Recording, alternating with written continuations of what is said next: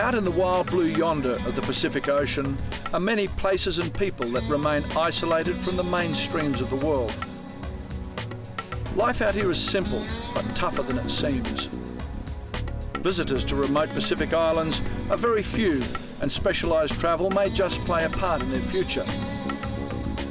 Most of these destinations are not for tourists, but for travellers in search of something different. Got it.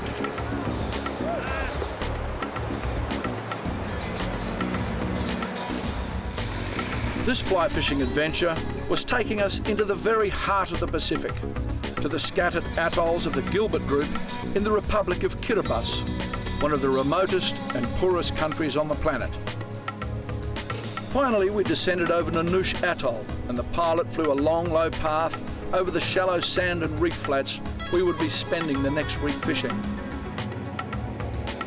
The island's little-used sand and coral landing strip, flanked by walls of coconut trees and buffeted by the trade winds, was not unexpected.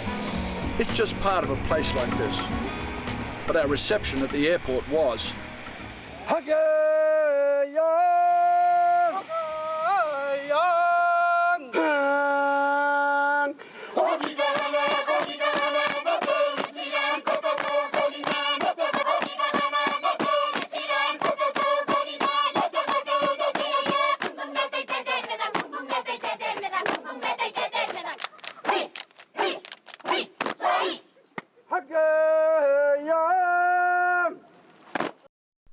The NUSE project, which we were here to participate in, partly involves training the islanders as fishing guides. And if it works here, this concept could have a significant and positive effect upon the future of many Pacific Islanders. The laid-back lifestyle need not change too much, but to secure some kind of future, some things will need to change. Working with the locals and with the Kiribati government, Australian fly fishing guide Gavin Platz has been involved in this program from its inception.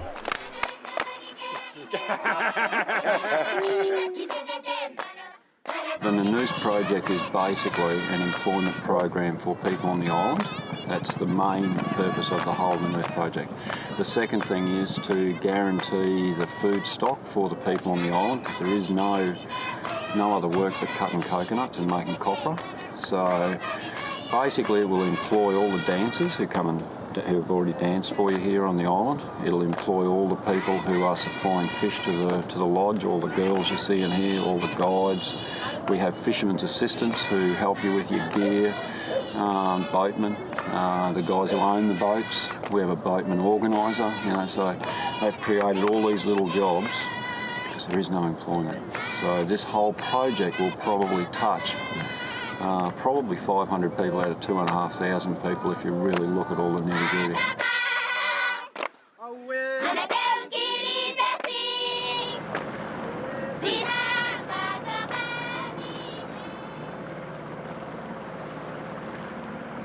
Where do you think the bonefish will be on this flat now? Where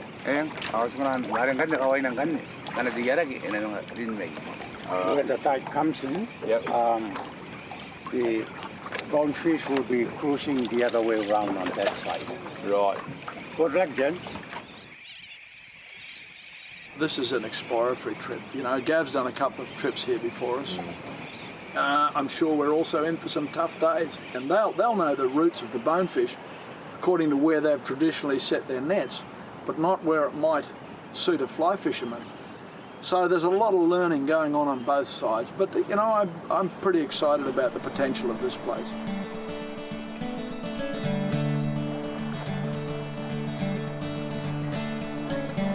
First bone on the flats here. Well spotted, I didn't see. You've got very good eyes. They're hard to see on this flat. They blend in really well.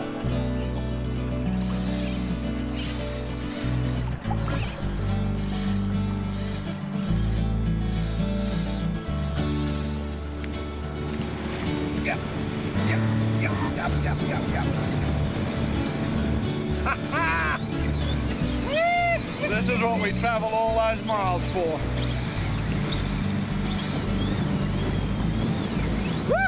To almost anyone but a fly fisherman and the islanders, these little fish simply don't have any significance. What a lovely fish. But for us, there's a lot that make bonefish something really special and one of the great fly rod fish of the world. Places like the one we're in have a lot to do with it. You find bonefish in this sort of beautiful environment. These are places we all love to go to. Mile upon mile of warm, shallow water is a pretty special playground for anyone. Then there's the fish. Sleek, powerful way beyond their size, elusive and nearly invisible, they're perfectly involved with this environment of shallow tropical sand flats. Walking these flats, our mind becomes intensely focused. There's the fish and its survival instincts, the wind, the ocean, and your skills. Getting the fly in front of them is only part of the challenge.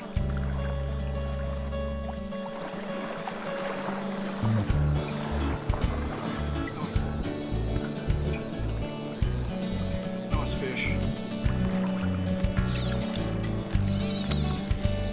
That fish just made a very long run. It's not that big. It's very shallow.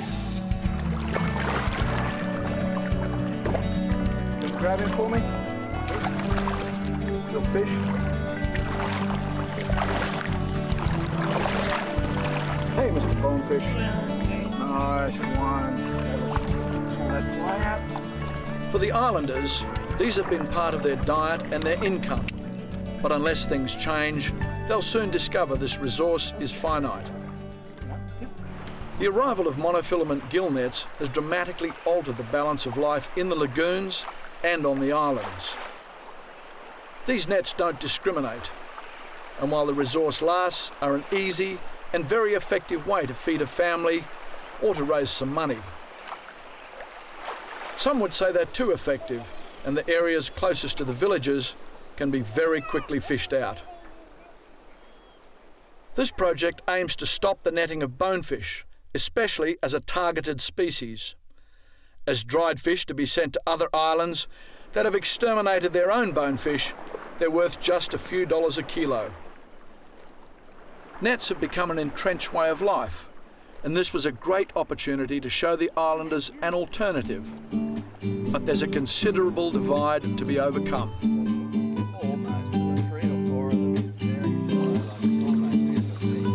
We fished on, pushing into very shallow water, and encouragingly found numbers of bonefish.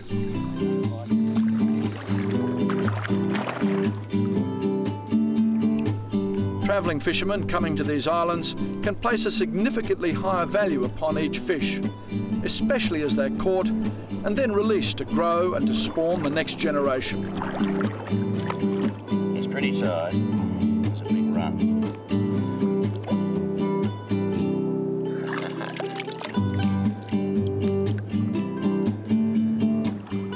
Clouds are the enemy of bonefishing.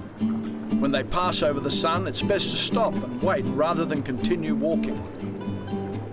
Fishing these flats is done as a solitary pursuit, but inevitably there's something to discuss. With sunlight back on the water and a backdrop of dark rain clouds, fish spotting conditions are at their best. Here he comes, here he comes. Right on the fly. Got him.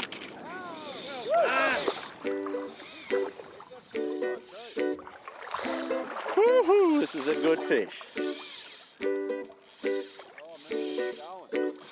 Nothing better than watching a fish like that come and eat your fly. Fishing these flats in conditions like this is what fly fishers' dreams are made of. And I couldn't help wondering what the future holds in store for these wonderful people and their island. One thing is certain, they are well ahead of many other countries as they have realised the potential value of these bonefish as a sustainable resource if managed properly. Very photogenic fish. Very uncooperative. I'll bring him around this time. Just let everybody have a look. Do the rounds. Here we go. Okay. Smile. Smile for me. Right.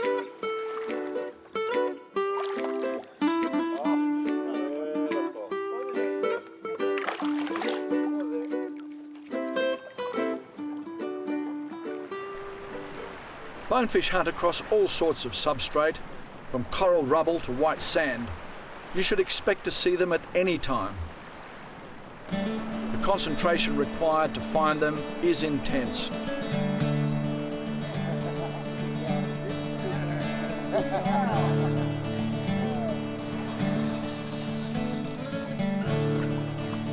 Going for a bit of reef up there.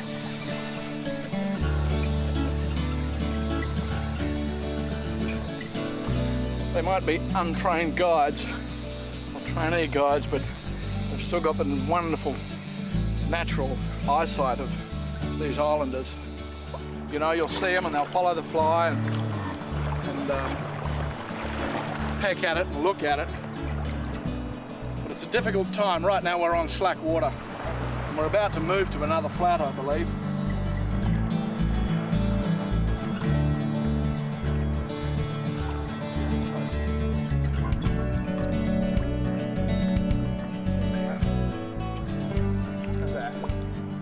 That's a nice fish. Thank you, guys. The settlement of many of these islands has happened in relatively recent history.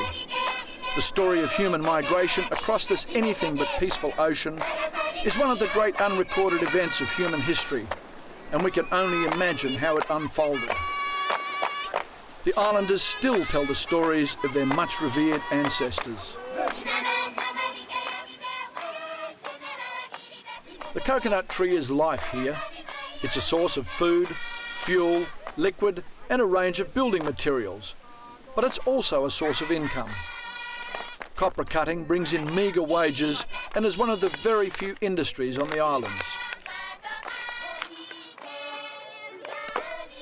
With little refrigeration, most food is eaten fresh. Breadfruit are a staple, and the sea, of course, is a great provider. Pigs are highly valued as they convert rubbish into food and keep the villagers clean with their foraging.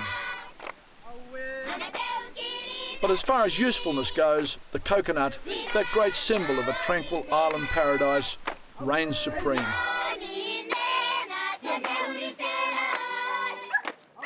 A piece of scrap metal becomes a valuable tool for turning pandanus fronds into roofing material.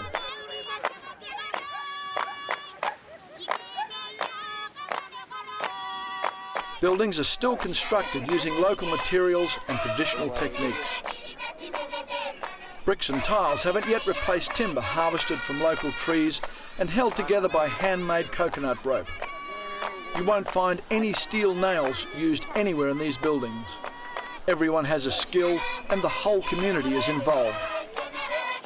The knowledge bearers of the community are the elders who teach the younger generations the traditional skills they'll need to survive on these islands.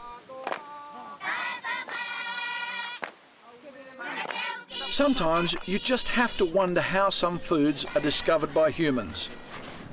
Wow. Wouldn't you just love to know how and by whom this one was first worked out? Wow, I'll hold them. You keep catching.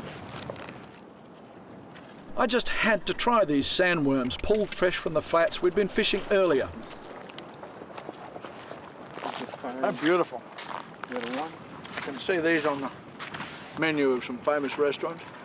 Sandworms. Very sweet.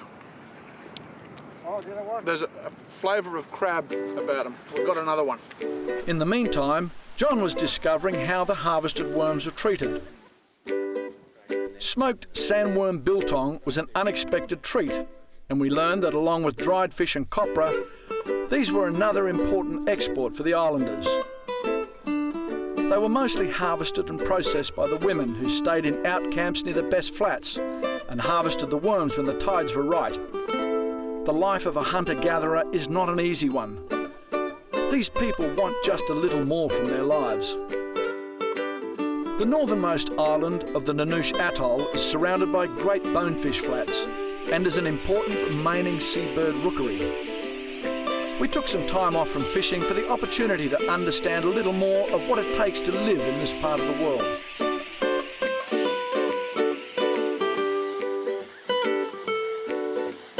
Stopping locals harvesting this food-rich area might seem at odds with their lifestyle, but there are potential long-term benefits. This island and its extensive surrounding flats will become a managed marine reserve, protecting everything on it, including the bonefish, with only catch and release fishing allowed.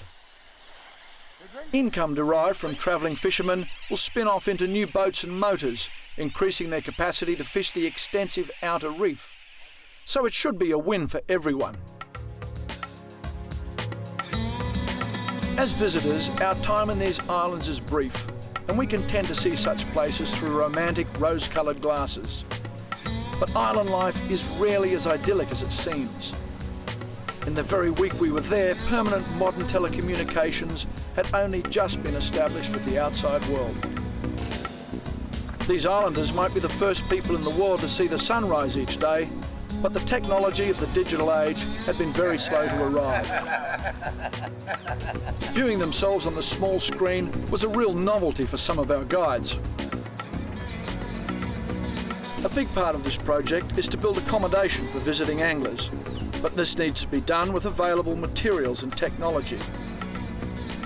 I think anyone who makes the effort to come here expects to some extent to immerse themselves into elements of island life. Mercifully, the big hotel chains are yet to discover this place. Bonefish are the main draw card for fly fishers, but there's another species that lives on the flats that has its own cult following. Got him this time. Ah, wow, they go. Right, out of there. He likes that crab. Keep away from that, Charles. When hooked, they'll head straight for the nearest lump of razor-sharp coral. I've now got a triggerfish crab fly. Ah!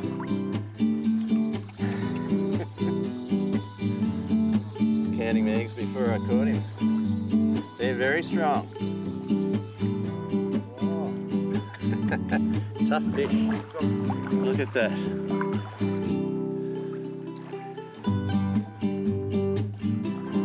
We fished on.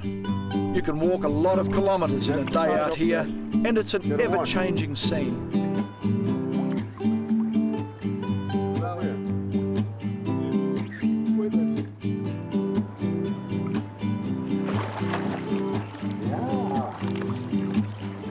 The guides might not yet know a crazy Charlie from a gotcha, but their eyesight is still superb, and they were enjoying the hunt too.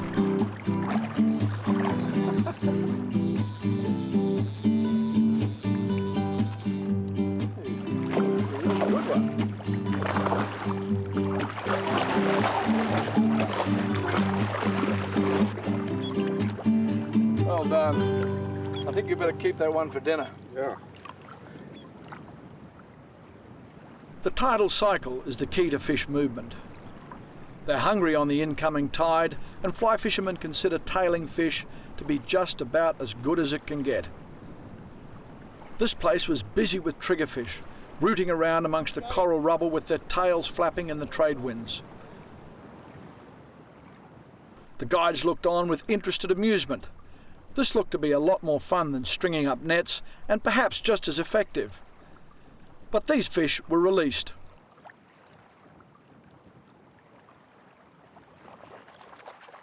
Of course, where forage fish go, specialised predators also follow to seize their opportunity to feed.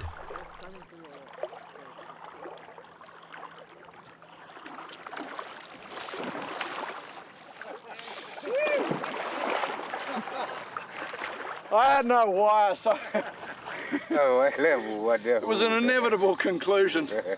Hey, that's what you get for not using wire on a big barracuda.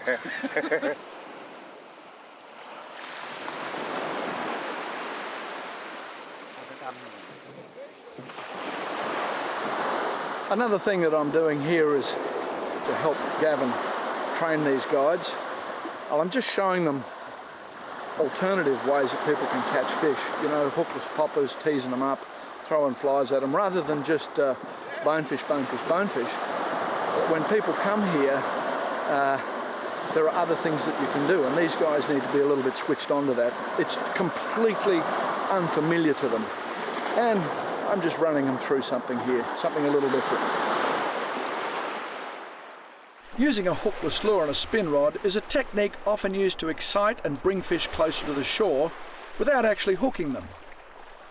Fly fishers then cast their fly near the popper for an almost instant and often visual hookup. It has a future. There's going to be this period between the net stopping and sufficient income coming in from fishermen and the bonefish numbers building up. There's going to be a difficult period there until they start to see income and people start to benefit from them. It's going to be a battle to hold it together, but I think it has great potential. Gavin has very strong support from many of the locals. Some, like Kiri Arta, were actually instrumental in getting this project off the ground. It takes time and deeds to convince an entire community of the potential long-term benefits. And removing nets from the bonefish flats is a huge shift in this society. The Manieva is a traditional community meeting house, and through interpreters, we listened to the discussion with great interest. It was about nets, bonefish, and we, the visitors. Everyone who wanted to had a say. Most importantly, several of the community's leaders have thrown their support behind this idea of bringing catch and release fly fishers to their island to pursue bonefish. They understand these visitors have the potential to provide income to the island without impacting their already limited resources. But they also know that this will challenge their existing way of life and that some difficult changes are needed. The success of fly fishing tourism will be intimately linked to the health of the bonefish population of Nonouti. The leaders and people of this island will ultimately be responsible for deciding whether there's a place for a traveller-based catch and release fishing industry. After all, these little fish are worth immensely more alive than they are dead.